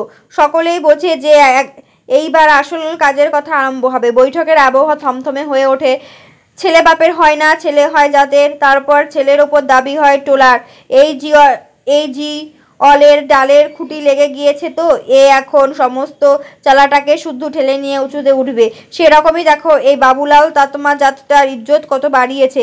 হইজা ডাক্তার যখন তাতমাটুলির ফৌজি কুয়োতে লাল রং দিতে আসে তখন আমার বুক সত্যি কথা বলতে কি ভয় দূর করে। বাবুলাল দেখি মোচে তার দিতে তার সঙ্গে কথা বলে, তবে না ও ততমা জাতটাকে একা এতটা এগিয়ে দিতে পেরেছে।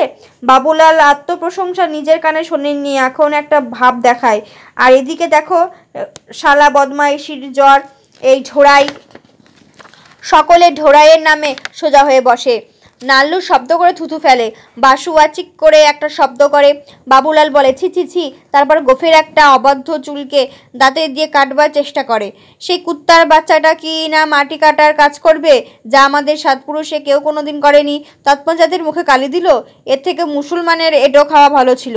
আর লোক সমাজে মুখে দেখানো ও তো কিছু রাখলো না তৎমাদের।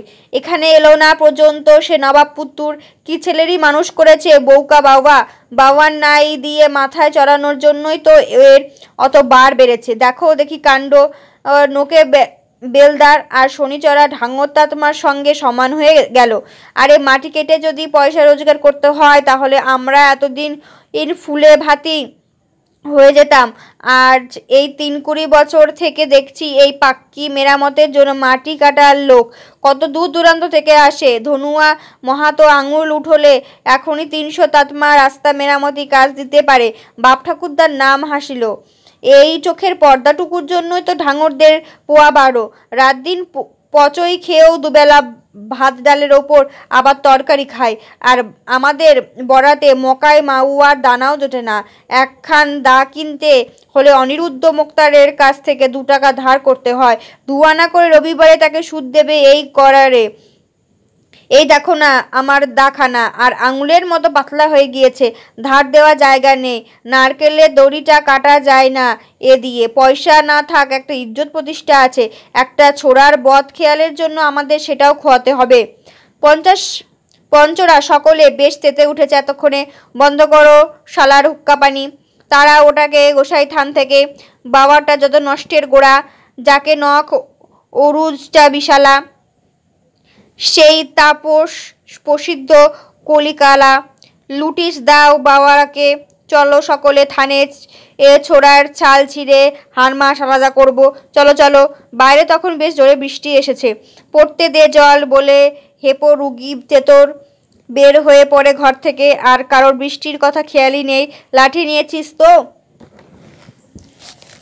দুখিয়ার মার বিলাপ ও প্রার্থনা। আগে আগে চলেছে বড়রা, মহাতো নায়েব ৪ জন আর ছড়িদার। এর পেছনে আছে ছেলে বুড়ো সকলে। এরা সব এতক্ষণ ছিল কোথায়? বোধহয় মাহাতোর বাড়ির আশেপাশে সবাই জড়ো হয়েছিল সে জলবৃষ্টির মধ্যেও আজকের পঞ্চায়েতির জমজমাট তামাশা দেখার জন্য। জলকাদা ব্যাং কাটা মারিয়ে অর্ধলঙ্গ বীরের দল নৈশ অভিযানে বেরিয়েছে। তাদের জাত্যভিমানে আঘাত লেগেছে। অন্ধকারে সরুপথের ওপর আন্দাজে পা ফেলে চলেছে সকলে। পায়ের নিচে চটকানো কেঁচোগুলো থেকে আলোর আভাস ফুটে বেরোচ্ছে। গুগলি শামুক গুঁড়ো হয়ে যাচ্ছে খড়মড় করে। খ্যাপা শেয়ালের মতো তারা হন্য হয়ে ছুটেছে। কোনো কাণ্ড জ্ঞান নেই তাদের এখন। যেমন করে হোক তাদের জাতের এই অপমানের একটা প্রতিকার তারা করবে। পাড়ার মেয়েরাও একে একে ধনুয়া মাহাতোর সদ্য খালি করা এক চালা দিতে এসে জড়ো হয়। বাইরে অন্ধকার, কিছু দেখা যায় না, তবু সকলে ভিজে কাপড় নিংড়তে বাইরে কি যেন দেখতে চেষ্টা করে। সকলে একসঙ্গে কথা বলতে চায়। মুখে কারোর ভর ডয় মায়া মমতার ছায়াও নেই। আছে কেবল অভিযানে নিশ্চিত সাফল্যের জন্য উল্লাস, আর কয়েকটা অনিশ্চিত মজার খবরের জন্য কৌতূহল। ওই একরত্তি ছোড়ার এই কাণ্ড। অসীম উৎসাহের সঙ্গে গুদরের মা আজকের পঞ্চায়েতের সম্পূর্ণ কার্য বিবরণী অন্য সকলকে বোঝার চেষ্টা করে। কুলপি আলোয় তার মুখ স্পষ্ট দেখা যাচ্ছে না। কে তার কথা শুনছে তাদের মধ্যে এত উত্তেজনা বোধ হয় এক কেবল ঢাঙ্গরটুলিতে আগুন লাগার সময় ছাড়া কখনো হয়নি। বাসুয়া, নাল্লু, তেতর, সেই ৩ নায়েবের স্ত্রীরাও মহতগিন্নির চেয়েও গৌরবের অংশীদার হিসেবে কম বলে মনে করে না নিজেদের। তারাও সমস্যায় চিৎকার করছে। পাষণ্ড দলনে বীরেরা বেরিয়েছেন। বীর জায়ারা যাত্রার আগে কপালে জয়তিলক কেটে দিতে পারেননি, সেইটা পুষিয়ে নিয়েছে চেঁচামেচি গালাগালির মধ্যে দিয়ে। কেবল দুখিয়ার মা এদের মধ্যে নেই। সে ভয়ে কাঠ হয়ে গিয়েছে। দুখিয়াটা চাটাইয়ের ওপরে একটি কচি বাতাবি লেবু নিয়ে খেলতে খেলতে কখন ঘুমিয়ে পড়েছে। আজ রান্নাবাড়ি করার মতো মনের অবস্থা দুখিয়ার মায়ের নেই। সন্ধ্যা বাবুলাল বাড়ি থেকে বেরোবার পর থেকে তার মাথার আকাশ ভেঙে পড়েছে। সে কান পেতে দৌড় দাঁড়িয়েছিল যদি কোনো চেঁচামেচি শোনা যায়। পঞ্চায়েতই কখনো বিনা হট্টগোলে শেষ হয় না। কেন মরতে গিয়েছিল সে কাল রাতের বরফি নিয়ে ছোড়াটার জন্য? সেই থেকেই তো এত কাণ্ড। কাল গোসাইথানে না গেলে আজ হয়তো ছেলেটা তো কাণ্ড করতো না। চিরকাল বদরাগী ঢোড়াইটা সেই তখন কোলে তখন থেকেই। কিন্তু রাগেরও তো একটা সীমা আছে। বলতে গেলাম ভালো কথা, বাবা আর ঢোড়াই দুজনের মানে করে নিল উল্টো। মাহাতো নায়েবরা, বিশেষ করে চাপরাশি সাহেব আজ আর ওই একরত্তি ছেলেটাকে আস্ত রাখবে না, দেবে হাড়গোড় ভেঙে। চাপরাশি সাহেব কোনোদিন ছেলেটাকে দেখতে পারে না। পঞ্চতীজির চেঁচামেচি মাহাতোর বাড়ি থেকে এত দূর পৌঁছায় না। কেবল বৃষ্টির একটানা ঝিমঝিম শব্দ শোনা যায়। টপ টপ করে চালের ছাদতলা থেকে জল পড়ছে তার সম্মুখে। জলের ফোঁটা পড়েই একটা একটা টুপির মতো হয়ে যাচ্ছে। একটা নেপালি ফৌজ চাপরাশি সাহেবকে একটা টুপি দিয়েছিল। সে তার পেনশনের টাকা তুলতে পারছিল না সরকারি অফিস থেকে। বাবুলাল টাকায় চারানা করে নিয়ে টাকাটা তুলে দিতে সাহায্য করে, তাই সে বাবুলালকে দিয়েছিল পুরনো টুপিটা। দুখিয়ার মা আবার একদিন সেই টুপিটার মধ্যে বাবুলালের জন্য কাঁঠাল ছাড়িয়ে রেখেছিল। সে কি মারি না মেরেছিল সেদিন বাবুলাল দুখিয়ার মাকে। আবার চাপরাশির বউ হতে শখ যায়। থাক তুই তাতমানি। বাবুলালের ওপর বিতৃষ্ণায় তার মন ভরে ওঠে। ঢোড়াইয়ের কথা মনে করে, তার চোখ দিয়ে জল গড়িয়ে পড়ে। নিচে জলের ফোঁটা পড়ে টুপি হচ্ছে কিনা সেদিকে আর খেয়াল থাকে না। খেয়াল থাকলেও ঝাপসা চোখে তখন দেখতে পেত না। এইবার একটা হট্টগোল শোনা যাচ্ছে। তারা বোধহয় পঞ্চায়েতিতে ঢোড়াইকে মারছে। রামজি, গোসাইজি, তোমার থানে ধুলোবালি মেখে ছেলেটা এত বড় হয়েছে, দোষ করে ফেলেছে বলে তাকে পায়ে ঠেলো না। ছোড়াটা হয়তো এখন চিৎকার করে কাঁদছে। না, কাঁদবে কেন? ঢোড়াইকে তো কেউ কোনো দিন কাঁদতে দেখেনি। হট্টগোল যেন দূরে সরে যাচ্ছে, বোধহয় গোসাই থানের দিকে। এ আবার পঞ্চরা কি ফয়সালা করলো? বাবাকে আবার কিছু করবে না তো? হয়তো ঢোড়াইকে এত মেরেছে যে তার চলবার ফিরবার ক্ষমতা নেই, নাকমুখ দিয়ে রক্ত বেরিয়ে বেহুশ হয়ে গিয়েছে। তাই বোধহয় সকলে মিলে ধরাধরি করে তাকে বউকা বাবার কাছে পৌঁছতে যাচ্ছে। চেঁচামেচির আওয়াজ বাড়তে থাকে। বৃষ্টির বিরাম নেই, না হলে হয়তো কথাবার্তা কিছুটা শোনা যেত। ঝাঁপের সম্মুখে কুপির আলো পড়ে বৃষ্টির ধারা সাদাটে রঙে দেখাচ্ছিল। চোখের জলে তাও ঝাপসা হয়ে গেল। মাইয়া গো, তোর চুলে বাওয়ার জটার মতো গন্ধ নেই কেন? দূরে থেকে আপিস ফেরত বাবুলালকে দেখে ধুলো কাদা মাখা ছেলেটা রাংচিতের বেড়ার মধ্যে দিয়ে পালাচ্ছে চোরের মতো। হঠাৎ পায়ের শব্দ হয়। ছপ ছপ কাদার মধ্যে কি যেন এদিকে আসছে। হাঁপাতে হাঁপাতে বাবুলাল এসে ঘরে ঢোকে। সে যেন ধাক্কা দিয়ে দুখিয়ার মাকে দোরগোড়া থেকে সরিয়ে দেয়। তার সর্বাঙ্গ দিয়ে জলের স্রোত বইছে। উনুনের পাড় থেকে কুপিটা উঠিয়ে এসে ঘরের কোণের দিকে এগিয়ে যায়। আরেকটু হলে ঘুমন্ত দুখিয়াকে মারিয়ে ফেলেছিল আর কি। সবুজ আর গোলাপি রঙে রাঙানো বেনা ঘাসের কাঠাটির ভেতর থেকে বাবুলাল টেনে বের করে পেট্রোলের শিশিটা। যত্ন করে তুলে রাখা কাজল লতাটা কাঠা থেকে দূরে ছিটকে পড়ে। বাইরে দমকা হওয়ার মতো বাবুলাল আবার বেরিয়ে পড়ে জলের মধ্যে। দুখিয়ার মা সশঙ্ক জিজ্ঞাসা দৃষ্টিতে একবার শিশিটির দিকে একবার বাবুলালের মুখের দিকে তাকায়। দূর থেকে বেরিয়ে যাবার সময় বাবুলাল বলে যায়, শালা থানে নেই। দুখিয়ার মায়ের মনে হয় যেন নিঃশ্বাস বন্ধ হয়ে আসছে। তোমার পায়ের ধুলোর ইজ্জতে রেখো গোসাই, ঢোড়াইকে আমার এই চামারগুলোর হাত থেকে আজ বাঁচিও। বাবার মতো ভকত যাকে আগলে থাকে 24 ঘন্টা, তাকে এই বাবুলাল তেতর নাল্লু বাসুয়া কি করতে পারে? বিশ্বাস নেই বাবুলালের চাপরাশিকে। ও আগের জন্মে সুকৃতের ফলে সব কাটিয়ে উঠতে পারে, এ বিশ্বাস দুখিয়ার মার আছে। তার ওপর পঞ্চ এর রায়, 10-এর ফয়সালা। তার তাকাত গোসাই আর রামজির তাকাতেও সমান। পিপর গাছের আওতায় মানুষ হয়ে ছেলেটি কি করে পঞ্চয়ের কথায় খেলাপ করতে যেতে পারলো? ওর ঘাড়ে এখন শয়তান সবার হয়েছে। নিশ্চয়ই ঢাঙরতুলির আকলুর মা কিংবা লম্বি গরিয়ানের মতো কোনো ডাইন জানা মেয়ে মানুষ ওর ওপর চক্কর দিয়েছে। তা না হলে কি কখনো কেউ এমন করতে পারে? কই পাপই না আমি করেছি গোসাই তোমার কাছে। পেট্রোলে এর শিশি নিয়ে বাবুলাল আবার এখন কি করতে গেল? দুখিয়ার মা কিছু ভেবে ঠিক করে উঠতে পারে না। কি একটা পোড়া গন্ধ না? ঠিকই তো, ধোয়ার গন্ধ। বর্ষায় ধোয়া উঁচুতে ওঠে না, মেঝেতে পড়ে কেরোসিন তেলের মতো চারিদিকে ছড়িয়ে পড়ে। ধোয়া চারিদিকে ভরে যায়, দম বন্ধ হয়ে আসে। বাইরের দিকে তাকে দেখতে ভয় হয়। কি জানি আবার কি দেখবে। বৃষ্টি ধরে এসেছে। ঘন আধার ভেদ করে থানের দিকে আকাশে উগ্র লাল আলোয় ঝলক লেগেছে। বাবা ও ঢোড়াইয়ের অগ্নি পরীক্ষা। ঢোড়াইকে গোসাই থানে না পাওয়ায় তৎমা ফৌজির দল প্রথমটা কি করবে ভেবে পায় না। শালা এত রাতেও বাড়ি ফেরেনি। এই ঝড় বৃষ্টির দিনেও শয়তানি করে নিশ্চয়ই ঢাঙরটুলিতে বসে আছে তাতমাদের বেইজ্জত করার জন্য। ওই ঢাঙর আর মুসলমানদের বাড়ির ভাত খাওয়াটুকু বাকি ছিল, তার সে শখটুকুও মিটিয়ে নিয়ে খেয়ে নিস তার সঙ্গে মুরগির আন্ডা। ওটাকে হাতের কাছে এখন পেলে যেমন ঢাঙররা শুয়োর মারে এই তেমনই করে কয়েকজন বাবাকে ঘরের ভেতর থেকে টেনে বার করে, সে কোনো বাধা দেয় না। বাবার দোষী মন এই রকমই একটা কিছু আশা করেছিল, কিন্তু এত উত্তেজিত হওয়া সত্ত্বেও বাবারকে মারপিট করতে তাদের সাহস হয় না। তাকে কাদার মধ্যে টেনে এনে ফেলা হয়, তারপর চলে জেরা। কোথায় আছে ঢোড়াই বল? কোথায় পাঠিয়ে দিয়েছিস? শুক্রার হাঙরদের বাড়ি, নখে বেলদাদাদের বাড়ি কোথায় লুকিয়ে আছে বল? পাক্কির গাছতলায়। বাবার ঘাড় নেড়ে জবাব দেবার কথা, কিন্তু সে নির্বিকার পিটপিট করে তাকায়, কিংবা কি ইশারা করে বলে অন্ধকারের মধ্যে বোঝা যায় না। আঙুল দিয়ে দেখিয়ে দিতে পারে না কোন দিকে গিয়েছে। দে ওই জটাটায় আগুন লাগিয়ে। হ্যাঁ বলেছিস ঠিক, মাথায় চাঁদিতে একটু গরম লাগলে এই পেটের কথা বেরোবে। এই যে বাবুলাল পেট্রোল শিশি আর দেশলাই নিয়ে এসেছে। বাবার ভিজে চালাটিকে জ্বালাবার পরেই পাগলের দলের আক্রোশ একটু কমে আসে। মাহাতো নায়েবরা বুদ্ধিমান, তারা বুঝতে পারে যে যতটা করা উচিত ছিল তার চাইতে একটু বেশি করা হয়ে গিয়েছে। বাবুলালের ভয় হয় যে সেই পেট্রোলের শিশি এনেছিল। এক এক করে তারা সরে পড়ে। বাকি সকলে গোসাই থানে নানা রকম গালগল্প আরম্ভ করে। আলবাত বটে পেট্রোলের ধক, তা না হলে কি আর এ দিয়ে হাওয়া গাড়ি চলে? মাদারঘাটের বুড়ি মুদিয়াইন সেবার শীতকালে গেটে বাতের ব্যথায় মরমর হয়েছিল।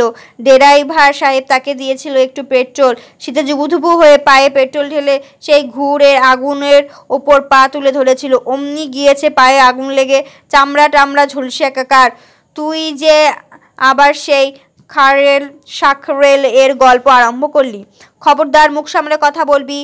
আমি বলছি মিছে কথা? বাসুয়া নায়েবকে জিজ্ঞেস কর মুদিয়াইন এর কথা সত্যি কি না। এই বাসুয়াকে খুঁজে পাওয়া যায় না। সকলে তাকিয়ে দেখে যে মাহাতো নায়েবেরা নাই। বহুদূর থেকে হেপো তেতরের কাশির শব্দ শুনতে পাওয়া যায়। তৎমা সুলভ ভয় ও নিজের প্রাণটা বাঁচানোর প্রয়াস সকলে পেয়ে বসে।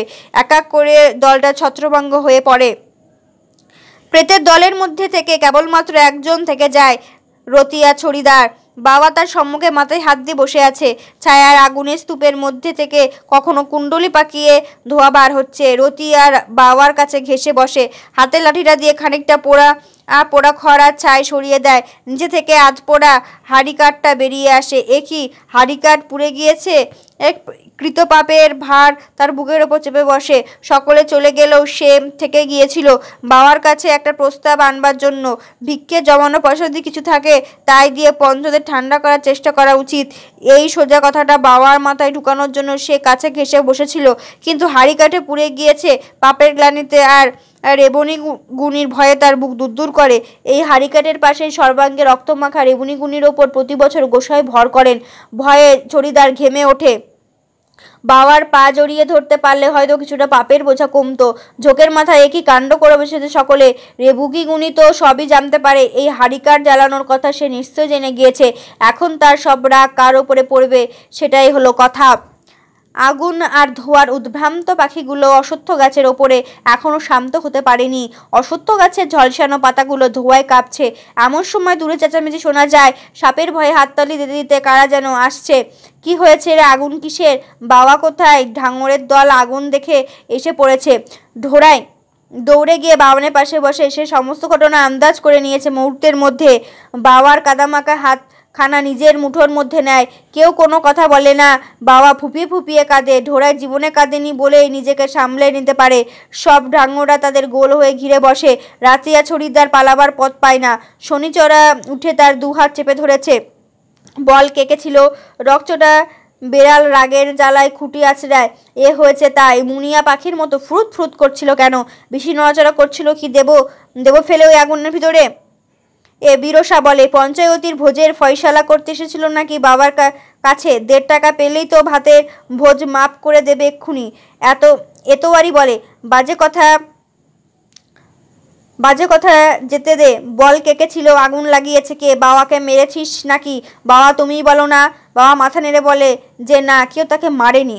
ঢোড়ায় বাবার গায়ে হাত দিয়ে দেখে কোনো মারের দাগ আছে কিনা। সারা গা একেবারে ছড়ে গিয়েছে। চামার চণ্ডালের দল। ঝোড়াইয়ের চোখ দিয়ে আগুন বেরোচ্ছে। তারই জন্য বাবাকে এত জুলুম সহ্য করতে হয়েছে। শনিচড়া রতিয়া ছড়িদারের চুলের কথা ধরে বলে, সব সত্যি কথা বল, তা না হলে তোকে আজকে এইখানে আধপোড়া হাড়িকাঠে বলি দেবো। এখনো বললি না? দাঁড়া, তোর ছড়িদারগিরি ঘোচাচ্ছি। ছড়িদার ভয়ে ভয়ে সম্পূর্ণ ঘটনা বলে শনিচড়া। আর বিরসার রক্ত গরম হয়ে ওঠে সব শুনে। দাঁড়া, ধনুয়ার মহতগিরি আর বাবুলালের চাপরাশিগিরি বের করছি। চললাম থানায় এতোয়ারি। আর শুকুরা তাদের থানায় যেতে বারণ করে। জানিস না দারোগা পুলিশের ব্যাপার, মাথা গরম করিস না। গর্ত খুঁড়ে সজরু বের করতে গিয়ে শেষকালে গোখরো সাপ বেরিয়ে যাবে, পালানোর পথ পাবি না তখন। বুড়ো হাতির কথা শোন। আমার বাবা আমাকে বলে গিয়েছিল কোনোদিন বুড়ো আঙুলের ছাপ দিস না। তার কথা মনে না রেখে সেবার কি বিপদে পড়েছিলাম। সে অনিরুদ্ধ মোক্তারের ব্যাপারটা মনে আছে না শুক্রা ভাই? বিরস মুখে। বুড়োদের কোনো কথা চলবে না এখানে, সে সব শুনবো নিজের টোলায়। চল রে শনিচড়া, কথা যখন রাখবি না তখন যা ভালো বুঝিস তাই কর। বড়োর কথা আর গুণীর এর কথা না রাখলে ফল ভালো হবে না, ঠোকর খাবে। শুক্রা সাই দেয়, যত আক্কেল ঘরের বেড়ার মধ্যে। পুল পার হলে সব বুদ্ধি বেরিয়ে যাবে। ঘর বৈঠে বুদ্ধ পয়াতস, রাহ চলতে যুদ্ধ পাঁচ। কচহরি গয়ে তো এক্কো না সুঝে, যে হাকিম কহে এসো সচ। সকলে হেসে ওঠে, সত্যি হলেও তাই। বিরসা আর শনিচড়া যখন 5 মাইল দূরে সদর থানায় পৌঁছলো তখন বেশ রাত। দারোগা সাহেব দুজনে ঘুমিয়ে পড়েছেন। বহু ডাকাডাকির পর ছোট দারোগা সাহেব ঘুম ভাঙা চোখ রগড়াতে উঠে তিনি কনস্টেবল জিজ্ঞাসা করলেন, কেমন শ্বশুর এবার এত রাতে জ্বালাতন করতে এসেছে?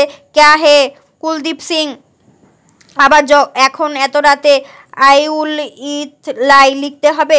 কুলদীপ সিং বেশ করে শ্বশুরাটাকে একটু পেটাতো। বেটা মিছে কথা বলতে এসেছে নিশ্চয়। শনিচড়া ঊর্ধ্বশ্বাসে পালিয়ে প্রাণ বাঁচায়। বিরসা থানার কম্পাউন্ডে ঢোকেইনি।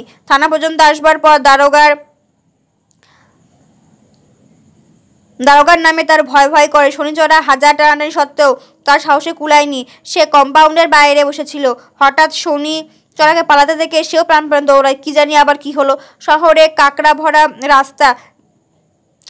ভরা রাস্তা যেখানে শেষ হয়েছে প্রায় সেখানে গিয়ে তারা থামে। যে ঘিয়ে ভাজা খেয়ে কুকুর দুটো ডাকতে তাদের তাড়া করেছিল সে দুটো আগে থেমে গিয়েছিল।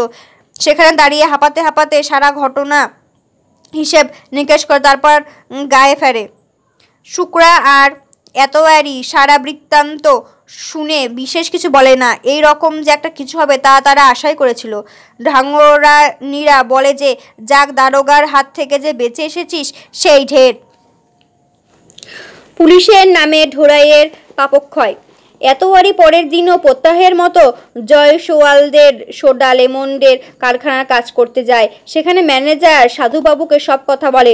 পুলিশ সাহেবের গাড়ি সোডা আর তার আনুষঙ্গিক পানীয়র বদলের জন্য জয়সওয়াল কোম্পানির দোকানের থামলে সাধুবাবু ইংরেজি মিশানো হিন্দিতে গত রাত্রে তাতমাটুলির ঘটনাটা তাকে বলেন। সাহেবের মাথা তখনও ঠিক ছিল না। দিনের বেলা কোনো দিন থাকতো। তাই নাকি? আমার চোখের ওপর এই ব্যাপার? চ্যাপাসি কোটি পরবরা ডারো গাকো সালাম ডেও। আগাগোড়া পথ ধরে গিয়েছে সার্ভিসের নিচের অঙ্গগুলিতে সব ঠিক করতে হচ্ছে। সাহেবের রাগ দেখে কারখানার ঘরে এতোয়ারি ঘামতে থাকে। সাধুবাবু এসে বলেন, এবার খাওয়া এতোয়ারি তোমার কাজ করে দিয়েছি। আমার নাম বলেনি তো বাবু? আরে না, সে আমায় বলতে হবে না। ও কি বুরুষ না নিয়ে এমনি বোতল পরিষ্কার করছিস কেন? বুড়ো হয়ে এতোয়ারি তোর কাজে ফাঁকি দেওয়া আরম্ভ হয়েছে। এতোয়ারি অপ্রস্তুত হয়ে যায়। সেই রাত্রে বড় দারোগা সাহেব 2 জন কনস্টেবল নিয়ে গোসাই থানায় পৌঁছান। আলো দেখে বাবা হন্তদন্ত হয়ে ছুটে আসে। চাটাইখানা বের করে পেতে দেয়। এত বড় হাকিমকে সে কি করে খাতির দেখাবে? চটাইটার ওপর 2 চাপড় মেরে ধুলো ঝাড়া বাড়া ছিলা দারোগা সাহেবকে বসবার জায়গা দেখিয়ে দেয়। কনস্টেবল ধোড়াইকে বলে, কিরে দারোগা সাহেবের জন্য একখানা খাটিয়াও জোগাড় করতে পারিস না? হ্যাঁ, কপিল রাজার জামাইয়ের কাছ থেকে একখানা আনতে পারি। দারোগা সাহেব বারণ করে, না অত খাতির দাতির দরকার নেই। গায়ে চৌকিদার লম্বা সেলাম করে এসে দাঁড়ায়। পুলিশ সাহেবের গালাগালির এর কথা দারোগাবাবুর তখনও বেশ স্পষ্ট মনে আছে। সার্ভিস বুকে কালো দাগ পড়বার ভয়। সব এই নচ্ছা চৌকিদার খবর দেয়নি বলে। খবর না দেওয়ার জন্য চৌকিদারকে 2টি চড় মেরে দারোগাবাবু কাজ আরম্ভ করেন। আরম্ভ দেখে সবাই বুঝতে পারে যে আজ আর কারো রক্ষে নেই। চৌকিদারের মতো অফসর এরও যদি এই হাল হয় তাহলে সাধারণ লোকের কপালে আজ কি আছে তা গোসাই জানে। চৌকিদার আর যায় ঢাঙ্গরতুলি থেকে সকলকে ডাকতে, আর কনস্টেবল যায় তাতমাতুলি থেকে আসামিদের ধরে আনতে।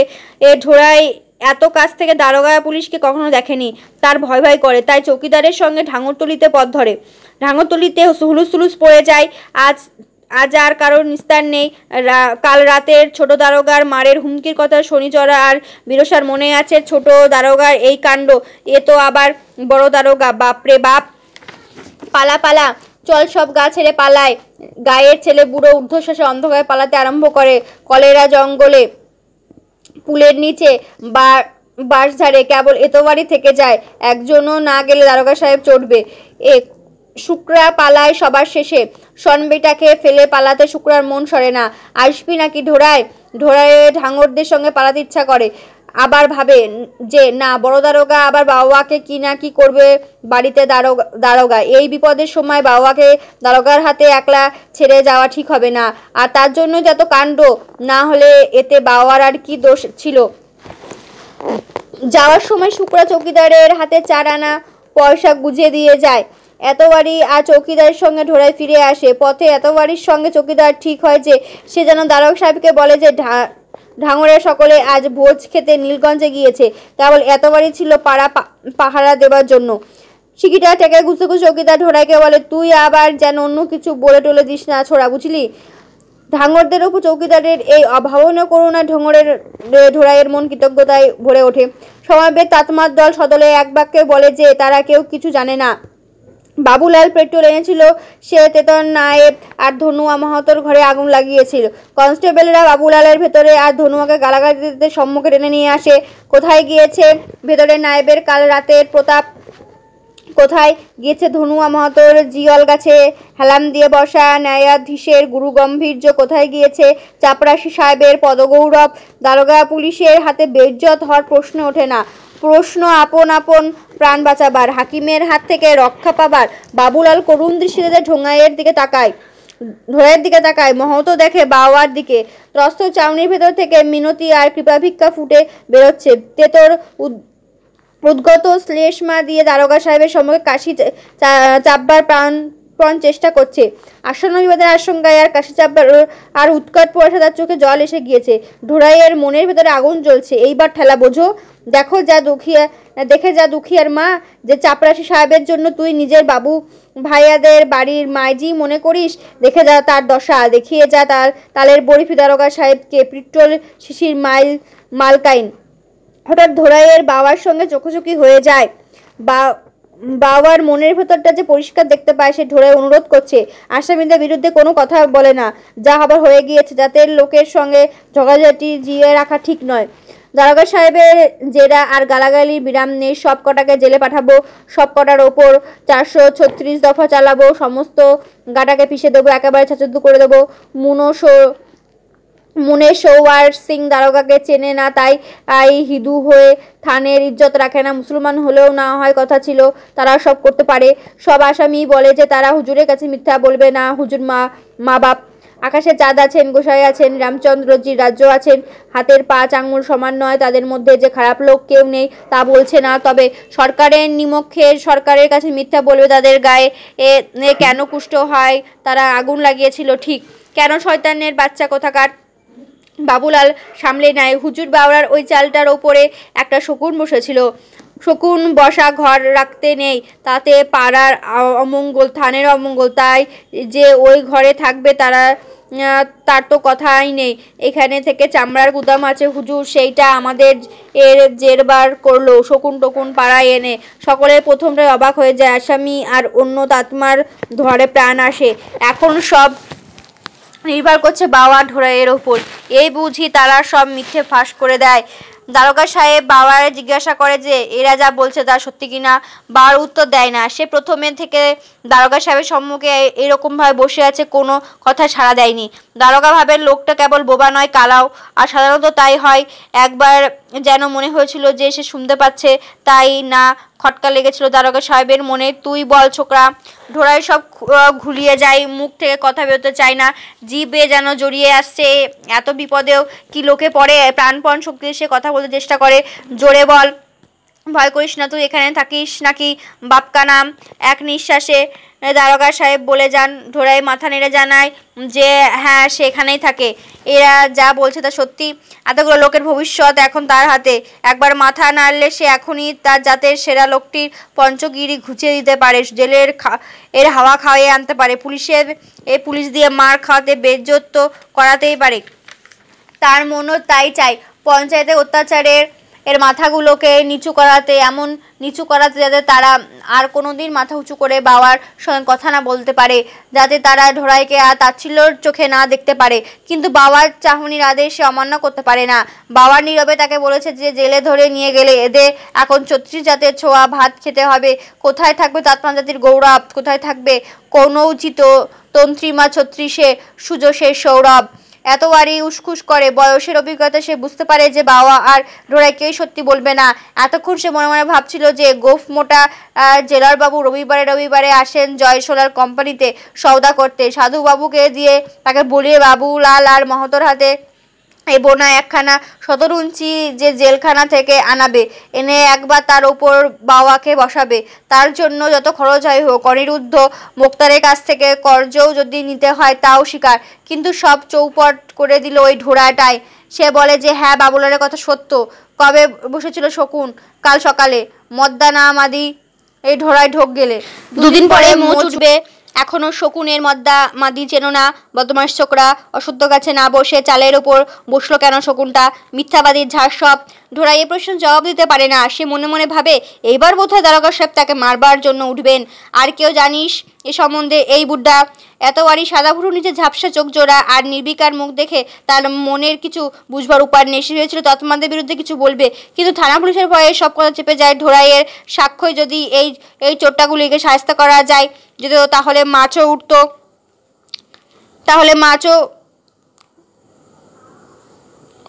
উঠতো, ছিপও ভাঙতো না। কিন্তু এমন সুযোগ পেয়েও এই নোংরা কুড়ের বাদশা বিলকুট চোংরা পঞ্চগুলিকে ছেড়ে দিল ঢোড়াই। এ যাত্রাকে বিশ্বাস নেই। এই ছোড়ার শরীরেও তো এদেরই রক্ত। কাল সাধুবাবুর কাছে মুখ দেখানো শক্ত হবে তার। না হুজুর, আমি থাকি ঢাঙ্গরতুলিতে। দারোগাবাবু সাক্ষী না পেয়ে ঝকঝকে চিৎকার করে উঠে পড়েন। চৌকিদারকে বলেন এই শালাদের ওপর ভালো করে নজর রাখবে, না হলে তোমার চাকরি থাকবে না। চৌকিদার ঝুঁকে কুর্নিশ করে। দারোগা সাহেব কপিল রাজা জামাইয়ের সঙ্গে দেখা করে তারপর শহরে ফেরেন। একজন কনস্টেবল কেবল থেকে যায়। সে ছড়িদারকে দূরে ডেকে নিয়ে গিয়ে সব কথাবার্তা বলে। ছড়িদার এসে তো নায়েবদের বলে যে সিপাহীজি জানে যে ঢোড়াই বাবুলালের স্ত্রীর ছেলে। সব খবর পুলিশ রাখে। সে এখনই দিয়ে দারোগা সাহেবকে বলে দেবে যে এই জন্য ঢোড়াই বাবুলালের বিরুদ্ধে কিছু বলেনি। তারপর সব কটাকে জেলে পুরবে। পঞ্চরা চাঁদা করে কিছু দিয়ে ব্যাপারটা নিষ্পত্তি করে ফেলে সিপাহীজির সঙ্গে।